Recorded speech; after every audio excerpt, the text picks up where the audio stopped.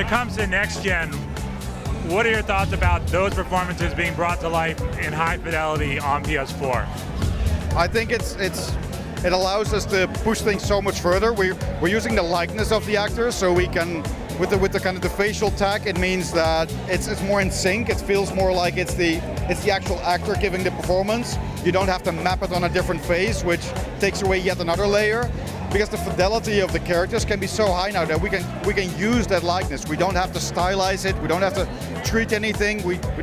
It's literally kind of the actor's face that we can use for it. So I think that gives us a new level of realism or believability. I don't think it's necessarily kind of, it's not lifelike that we're after, but it's something that still draws you into the experience, that you still feel immersed because there's nothing that's really off about it. You still believe the character because he's in this real world, he's moving correctly, all of it is motion captured, nothing feels awkward.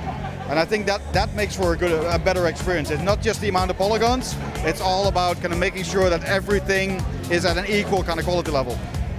When it comes to storytelling in the campaign, what are the challenges of trying to up the ante, not only from what you guys have done in the past, but from what other shooters are doing?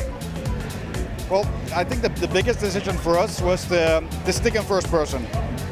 Because that means that you need to devise a new visual language. What are you doing? What happens when a character touches you? How does that look when he reaches out and grabs your arm? It's just really simple things that you generally don't think about. But for example, we need to have an actor play the first person player. That was something that we didn't really realize how important that role was. Because you don't just need an actor for the other actors to kind of bounce their lines off of.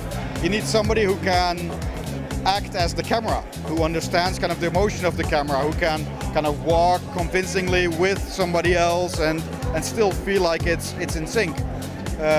So we need somebody who could have kind of the eye of a cameraman or a director and still kind of do the lines and have the physical performance. And we use that as a cue for our cameras in game.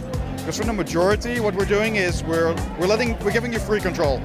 We're giving the player the power. We're saying we trust you, and you're going to be part of these scenes. And there's going to be players who are going to be not looking at the scene, jumping on desks and hugging the wall and doing all sorts of crazy stuff, and that's fine. If they want to do that, if they don't want to be part of the scene, that's fine. Because that's going to happen anyway. If we had standard cutscenes and just movies, people would put down a controller, go to the fridge, get a beer, whatever, come back or skip the scene or whatever. But those people are really engrossed in the story. By giving them the control, by giving them the camera, they feel so much more immersed. And what we saw in playtest is people really line up the camera. They really feel part of the experience and they're playing their role.